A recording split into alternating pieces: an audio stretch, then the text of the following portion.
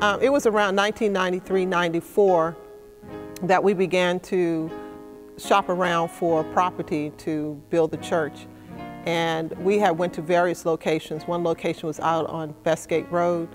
Another location was down near Hillsmere, I think it was somewhere near Quietwater Park, I believe.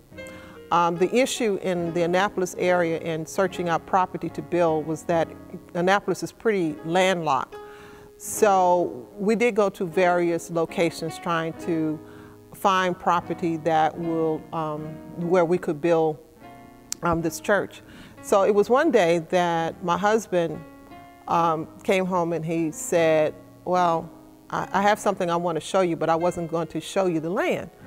And I asked him why. He said because he really didn't like the location. He didn't like where it was. So that's why he didn't say anything to me. So anyway, I said, well, come on, take me down, let me see where it is. And he said, well, it's in Crownsville. And I said, okay, well, we're in Crownsville. And he was sharing, it was maybe about 3 miles from the mall. So we came down to the property, and as soon as we pulled up on Hall Brown Road, it was like, this is the place. This is where we're supposed to be. And so I asked him, I said, why you don't like, what's wrong with this place? Well, I was looking for something in Annapolis. And I said, well, what is the address? And he said, the address is Annapolis. And I said, well, that's the best of both worlds. We are not landlocked. It was so serene, it was so tranquil here. We had the Annapolis address, so of course that fit with First Christian Community Church of Annapolis, so we didn't have to make that change. It was the perfect location, and he couldn't believe that I liked the land. And when he saw that I really did believe that this was where we were supposed to be, that's when he contacted the realtor and told them that we'll be interested in pursuing the property.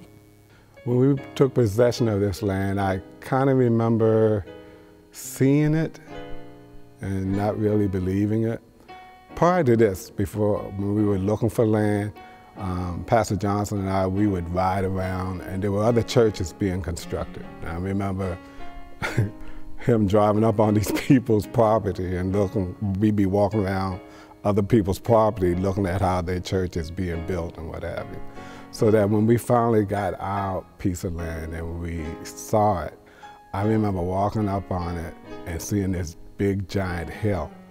I couldn't imagine where the church was going to be sitting because it was a huge mound sitting on the property.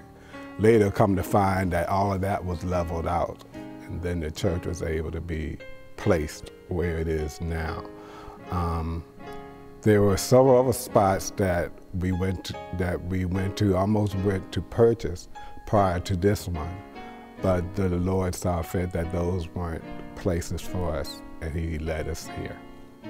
So when we purchased the land here, I was about 7 or 8 years old, and I remember we must have been coming from home, because I remember my dad drove us all down, and we were coming down 450, and when we did hit the corner, I know I couldn't see much outside because the car window was in my line of view, but I remember seeing it, and to me the land just looked like one big hill, and I couldn't understand how we were going to get a church on top of this thing. But later on in the process, when the church actually started being built, my father used to bring us here all the time after school, and it was really cool seeing how it was actually, you know, the architects, you got to see the engineers, you got to see the brick. I remember seeing the first wall being put up to the cement being filled, and I remember this one time my dad brought us in and he placed us where the pulpit is now. And so he was like, look out, look at it, isn't it big? And I was just like, Dad, we're not gonna fit all these people and cars and everything on this lot. This is not big enough. And he just kept telling me, no, look, it's huge, it's huge. And I just couldn't see it. Now, of course, I see it, but then I didn't see it at all. But it was really a joy just even seeing him, because I've never seen my dad so excited before. But we walked around and he knew everybody by name and they knew who he was. But just to see literally from the first wall to carpet to signing the Bible. We even signed the Bible at the crossover. So it was just great, you know, knowing that that's all actually in here now. First Christian Church sits on what was once a vast plantation called Belvoir. It was originally founded at Providence, and it was actually 6,000 acres bounded by the Severn on one side, the South River on the other, and Maynadier Creek on the side. This vast plantation was split over and over and over again many times, but its center remains on the other side of General's Highway across from Eisenhower Golf Course, and it's called Belvoir. It was founded by a gentleman by the name of John Ross in the 1700s. So as it began to split, it was once Providence, Richard's first retreat, Richard's second retreat, and even Summerhill Plantation. If you drive just down the road here and you see the Summerhill Park, that was the location of Summerhill Plantation. Why is that important to the history here? Many of the people who sit in this congregation are actually the descendants of the people who once worked this vast plantation. So we purchased, we did go to settlement to purchase this property, and we purchased it for $250,000 from the Worthington family.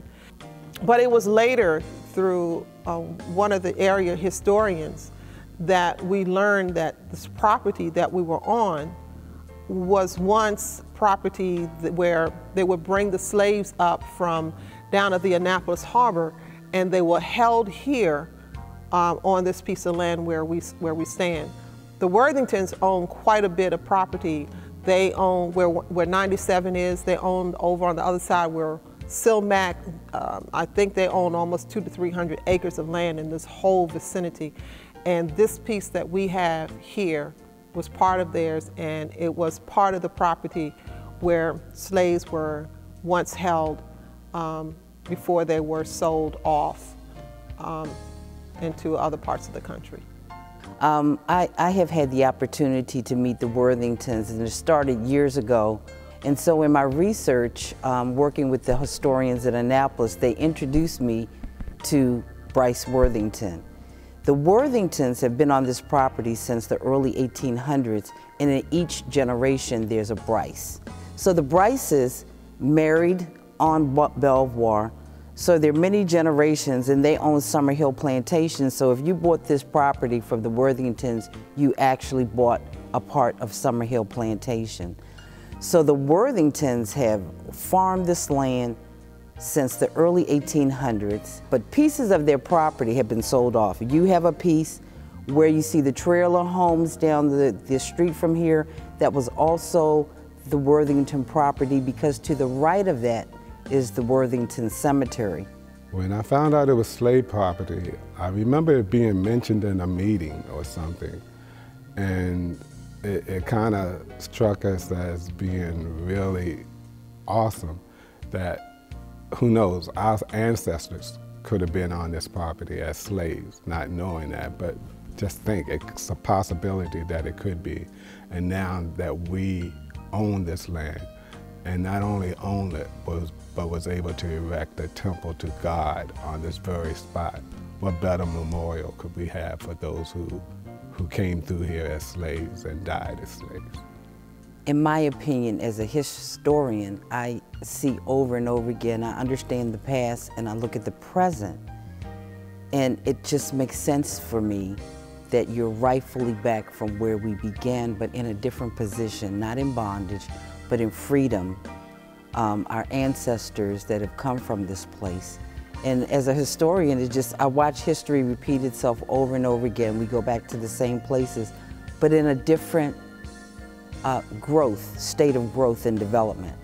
So this could not be better than to be here in a place where our ancestors died so that we could be free.